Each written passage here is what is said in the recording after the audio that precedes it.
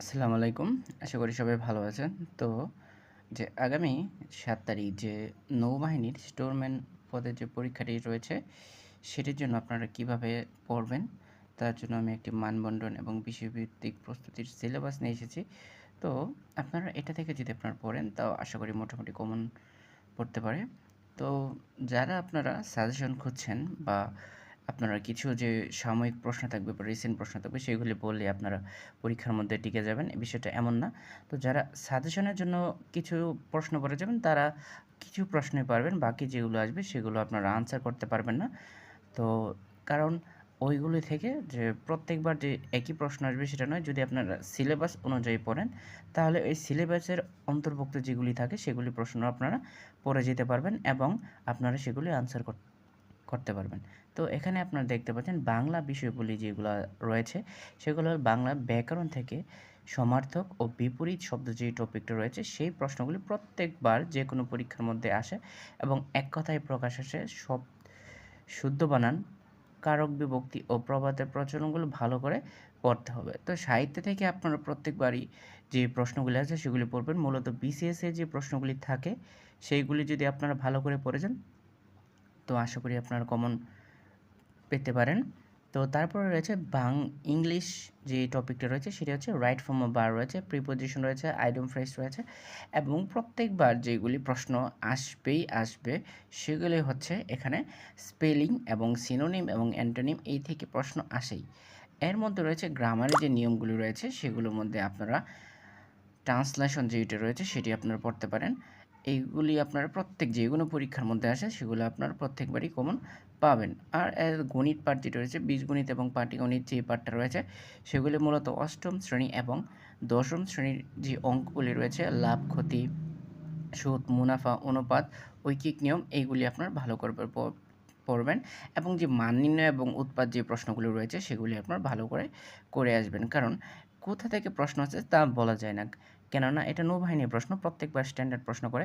আপনারা পরীক্ষার হলে যে পরীক্ষা দেওয়ার সময় বুঝতে পারবেন যে কী ধরনের প্রশ্নগুলি তারা করে।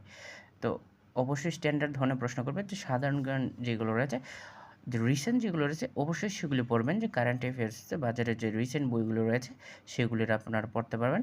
আবার এখানে দেখতে পাচ্ছেন বাংলাদেশ ও আন্তর্জাতিক বিষয়গুলি, মুক্তিযুদ্ধ এবং নৌবাহিনী সম্পর্কিত যে তথ্যগুলো রয়েছে সেগুলি অবশ্যই আপনাদের পড়তে হবে। কেননা যেহেতু এটা নৌবাহিনী পরীক্ষা অবশ্যই এখান থেকে প্রশ্ন আপনাদের করবেই। তো আশা করি আপনারা সিলেবাসটা পড়বেন সাজেশন না খুঁজে, কারণ সাজেশনের মধ্যে যেই কিছু লিমিটেড প্রশ্ন থাকে সেইগুলোই আপনারা পড়বেন। যদি ওইগুলি পড়েন তাহলে পরীক্ষার মধ্যে ভালো করার সম্ভাবনা প্রায় খুব কমই থাকে। তো আশা করি আপনারা যদি উপকৃত হয়ে থাকেন তাহলে আমার চ্যানেলটি সাবস্ক্রাইব করে দেবেন। ধন্যবাদ। আসসালামু আলাইকুম।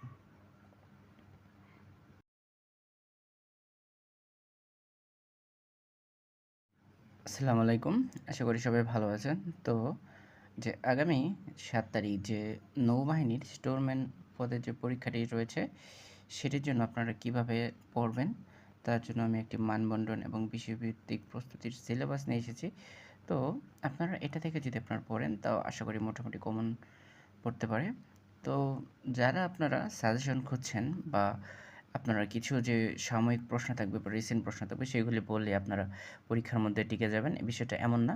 তো যারা সাজেশনের জন্য কিছু প্রশ্ন পড়ে যাবেন তারা কিছু প্রশ্নই পারবেন, বাকি যেগুলো আসবে সেগুলো আপনারা আনসার করতে পারবেন না। তো কারণ ওইগুলি থেকে যে প্রত্যেকবার যে একই প্রশ্ন আসবে সেটা নয়। যদি আপনারা সিলেবাস অনুযায়ী পড়েন তাহলে এই সিলেবাসের অন্তর্ভুক্ত যেগুলি থাকে সেগুলি প্রশ্ন আপনারা পড়ে যেতে পারবেন এবং আপনারা সেগুলি আনসার করতে পারবেন।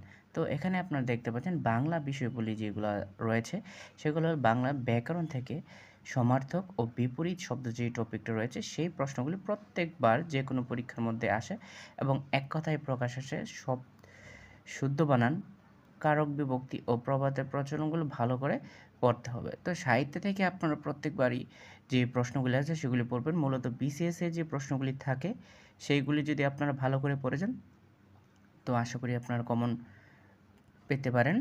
তো তারপরে রয়েছে ইংলিশ যে টপিকটা রয়েছে সেটা হচ্ছে রাইট ফর্ম অফ ভার্ব রয়েছে, প্রিপোজিশন রয়েছে, আইডিয়াম ফ্রেজ রয়েছে এবং প্রত্যেকবার যেগুলি প্রশ্ন আসবেই আসবে সেগুলি হচ্ছে এখানে স্পেলিং এবং সিনোনিম এবং অ্যান্টোনিম এই থেকে প্রশ্ন আসেই।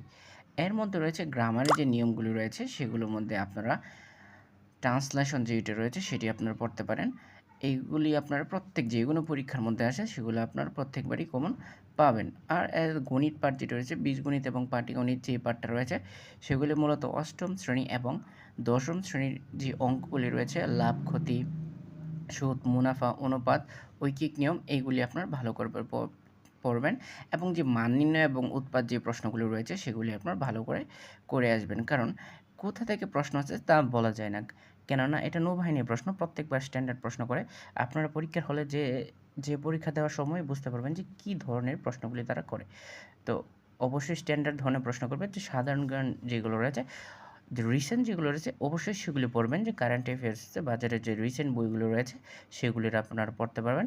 আবার এখানে দেখতে পাচ্ছেন বাংলাদেশ ও আন্তর্জাতিক বিষয়াবলী, মুক্তিযুদ্ধ এবং নৌবাহিনী সম্পর্কিত যে তথ্যগুলো রয়েছে সেগুলি অবশ্যই আপনাদের পড়তে হবে। কেননা যেহেতু এটা নৌবাহিনী পরীক্ষা, অবশ্যই এখান থেকে প্রশ্ন আপনাদের করবেই। তো আশা করি আপনারা সিলেবাসটা পড়বেন সাজেশন না খুঁজে, কারণ সাজেশনের মধ্যে যেই কিছু লিমিটেড প্রশ্ন থাকে সেইগুলোই আপনারা পড়বেন। যদি ওইগুলি পড়েন তাহলে পরীক্ষার মধ্যে ভালো করার সম্ভাবনা প্রায় খুব কমই থাকে।